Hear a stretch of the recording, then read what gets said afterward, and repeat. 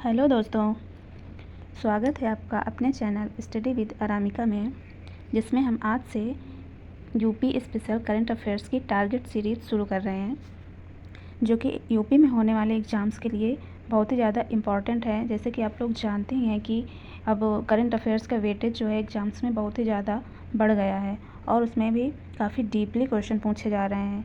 तो इसी उद्देश्य से हम एक ये टारगेट सीरीज़ स्टार्ट कर रहे हैं, जो कि एग्ज़ाम ओरिएंटेड भी है और ये समसामयिकी क्रॉनिकल्स की जो मैगज़ीन आती है उसका एक संक्षेप में हम नोट्स प्रोवाइड करा रहे हैं। जो अगर आपको ये वीडियो अच्छा लगता है तो प्लीज़ लाइक एंड सब्सक्राइब करिएगा।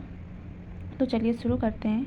आज का पहला क्वेश्चन है, उत्तर प्रदेश फुटवियर, चमड़ा और गैर चमड़ा क्षेत्र विकास नीति 2025। ये एक 20 अगस्त 2025 को इसकी मंजूरी दी गई थी उत्तर प्रदेश सरकार द्वारा। ये कौन सी नीति है? उत्तर प्रदेश फुटवियर, चमड़ा और गैर चमड़ा क्षेत्र विकास नीति। इस नीति का उद्देश्य था कि चीन और जापान जैसे देशों में हम निवेश को बढ़ावा दे सकें और ये निवेश अभियान चलाकर चमड़ा और गैर चमड़ा निर्यात को बढ़ावा दें, और इसी के जरिए कानपुर, आगरा और उन्नाव में मेगा लेदर पार्क स्थापित किए जाएंगे।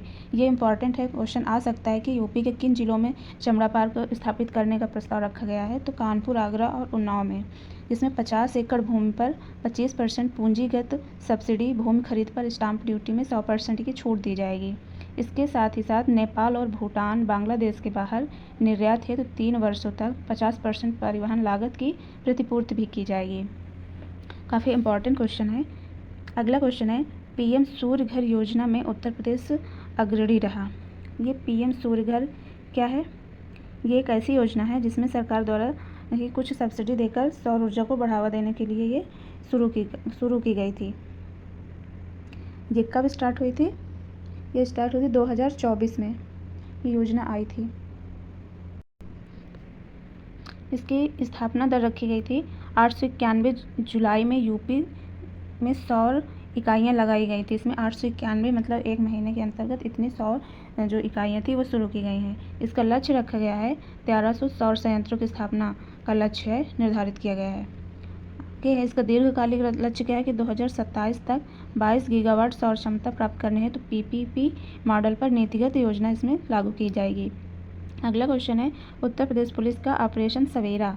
ये एक उत्तर प्रदेश पुलिस द्वारा चलाया गया एक ऑपरेशन है, ऑपरेशन सवेरा। ये किससे संबंधित है? ये संबंधित है सहारनपुर रेंज के 3 जिलों में अवैध नशीले पदार्थों के निर्माताओं, बिचौलियों को चिन्हित करने हेतु। तो इसका उद्देश्य हुआ कि नशीले पदार्थों के जो बिचौलिए हैं, जो अपने एक ज़िले से दूसरे ज़िलों से में प्रोवाइड कराते हैं, उनको चिन्हित करना व उनको पकड़ना। ये किस एक्ट के तहत ये ऑपरेशन चलाया गया था? तो ये है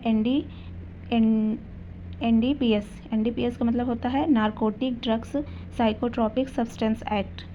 ये आया था 1985 में। 1985 में ये एक्ट लागू हुआ था। इसी के माध्यम से ये ऑपरेशन सवेरा चलाया गया। अगला है, काकोरी ट्रेन डकैती के 100 वर्ष पूरे हुए।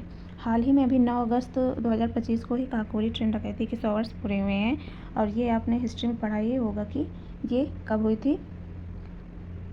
9 अगस्त 1925 में। तो 1925 से 2025 में 100 वर्ष पूरे हो गए हैं। तो ये हिस्ट्री का एक टॉपिक है। इसमें क्या हुआ था कि एचआरए के क्रांतिकारियों ने काकोरी स्टेशन के पास ब्रिटिश खजाने को लूटा था। एचआरए मतलब होता है एक संस्था थी, उस समय क्रांतिकारियों द्वारा बनाई गई थी, हिंदुस्तान रिपब्लिकन एसोसिएशन। इसमें प्रमुख क्रांतिकारी थे राम प्रसाद बिस्मिल, अशफाक उल्लाह खान, रोशन सिंह, राजेंद्र लाहिड़ी और चंद्रशेखर आज़ाद। इनमें से कई नेताओं को, ये जो क्रांतिकारी थे, इसमें ब्रिटिश सरकार द्वारा इनको कठोर कार्रवाई भी की गई। इनके ऊपर कुछ को फांसी भी दी गई, जैसे राम प्रसाद बिस्मिल को, अशफाक उल्लाह खान को, राजेंद्र लाहिड़ी को कहाँ पर फांसी दी गई। ये हिस्ट्री का क्वेश्चन है, ये आता भी है, इंपॉर्टेंट है, तो हिस्ट्री में पढ़ेंगे इसको।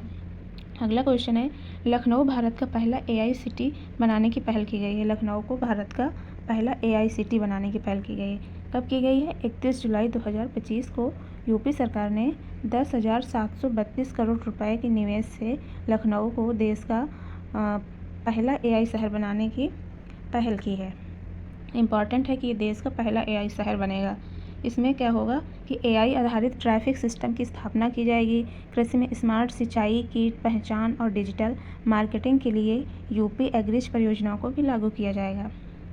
अगला है यूपी में सड़क सुरक्षा में एआई अपनाने वाला पहला राज्य बना है उत्तर प्रदेश हमारा।